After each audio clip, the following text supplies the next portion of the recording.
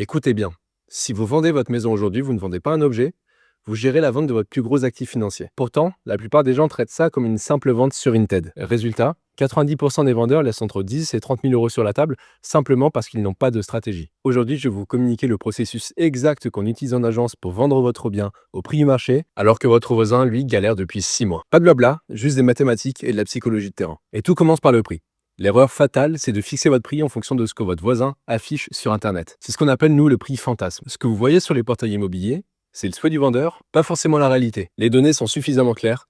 Fixer un prix pour les vendeurs particuliers est la tâche la plus difficile. Pourquoi ? Parce qu'en 2026, l'écart entre le prix affiché et le prix vendu chez le notaire se chiffre souvent en plusieurs dizaines de milliers d'euros. Si vous copiez le prix d'une annonce qui traîne depuis 4 mois, vous copiez une stratégie qui échoue. Les acheteurs sont sélectifs, s'ils voient une annonce déconnectée du marché, ils ne négocient pas, ils ne viennent même pas visiter. Mais le prix ne fait pas tout, il faut aussi comprendre le timing. On me dit souvent, si j'ai vendu ma maison en 2 jours, c'est que je l'ai bradé. Et ça, en immobilier, c'est le pire raisonnement possible. Les 14 premiers jours sont votre fenêtre d'or. C'est là que les acheteurs sérieux qui ont un financement validé et un projet qualifié se positionnent rapidement sur les biens qui les intéressent. Recevoir une offre au prix en 48 heures, c'est la preuve d'un prix parfaitement calibré, pas d'un prix trop bas. Si vous refusez cette offre pour voir si on peut avoir mieux, vous brûlez votre bien sur le marché. Plus un bien reste en ligne, plus l'image se dégrade et vous finirez par vendre votre bien à un prix inférieur que la première offre 4 mois plus tard. Ce timing dépend aussi de quand vous décidez de vous lancer. On attend partout qu'il faut attendre le printemps pour que le jardin soit joli et en immobilier, ça, c'est un vrai piège. En avril, tout le monde veut vendre sa maison, c'est l'embouteillage et justement quand vous publiez votre annonce, vous êtes dans un flot de 50 annonces concurrentes et les acheteurs font les difficiles. Notre conseil, commencez le projet en janvier ou février. Il n'y a pas beaucoup d'annonces à vendre mais par contre les acheteurs sérieux, mutation, divorce, naissance,